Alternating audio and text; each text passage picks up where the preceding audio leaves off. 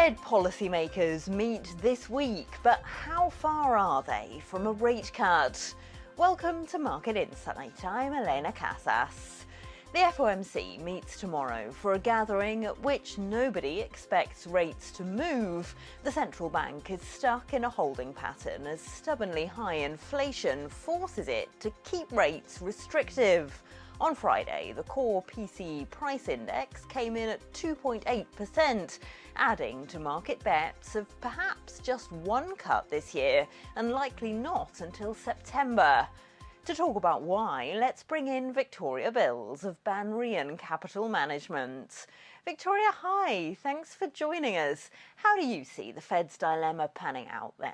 It is definitely a dilemma indeed. A lot of what Fed, I believe, wants to do is to cut rates, but just the market data that we're seeing doesn't allow for them to move as nimbly as they would like at this time. We've been seeing, as we talked about, PCE and PCI data has been coming in hot. And we're actually still hovering, at least from the PCE side, very close to what we were back in February. So it's not a good idea for the Fed to even to be considering cuts at this time. Another core key indicator that I think is kind of showing, however, that what the Fed is doing is working on the flip side of this is that we're seeing consumer savings coming down, as well as and also outpacing consumer income and consumer earnings. So this is indicative that people are starting to not only dig into their savings in order to make ends meet, but essentially we're going to probably see a little bit of a cool down perhaps in the near future. And hopefully that'll allow the Fed to get to make that move on a rate cut in the near future. If restrictive rates are actually having an impact on the consumer, then how long might they have to stay this high? It's a good question. It's really going to be contingent upon how much we can actually get that core like CPI down. Prior to, so I would say like early 2020, right before the pandemic, we saw core CPI hovering around 2.1%. Right now, it's around somewhere close, like you said, to 2.8. So we're coming to that point where essentially we're kind of getting back to that normalcy or that near normal rates that we had post-pandemic. And so there's opportunity potentially for a rate cut to come when it reaches that level or when it reaches that point.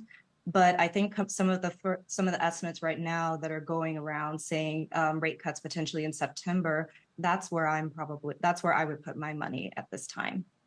What sort of guidance do you think we'll hear this week when Jerome Powell speaks on Wednesday? Will he stay very cautious?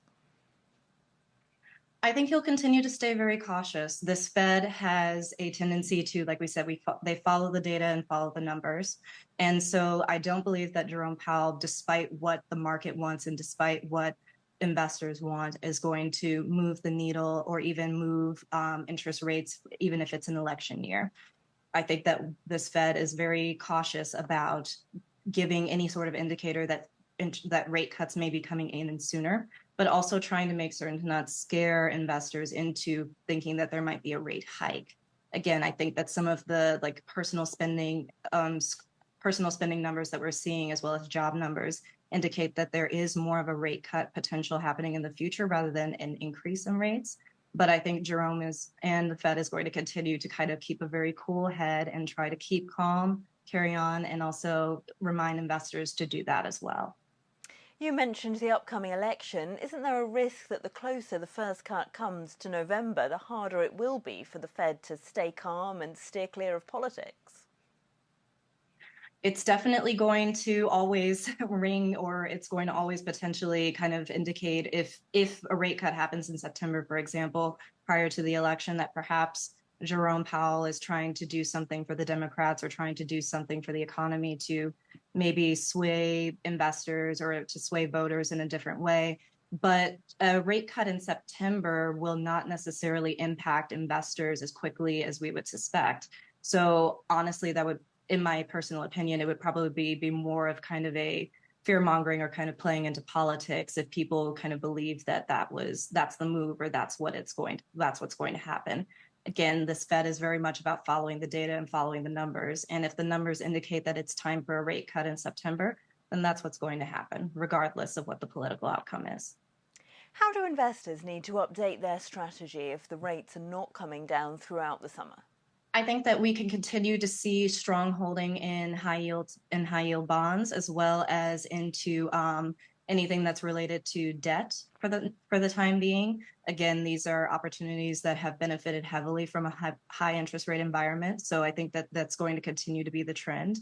I think that investors should also continue to kind of monitor their stock portfolios or any additional perhaps liquid alternative opportunities that could be beneficial for them to capitalize on those high interest rates, but also potentially moving that needle back towards potentially more of a stock-based portfolio sometime September or even like third quarter, fourth quarter, end of year. Victoria Bills of Banríon Capital Management, thank you so much for that analysis. Well, that's your market insight. You can watch more videos on Reuters.com.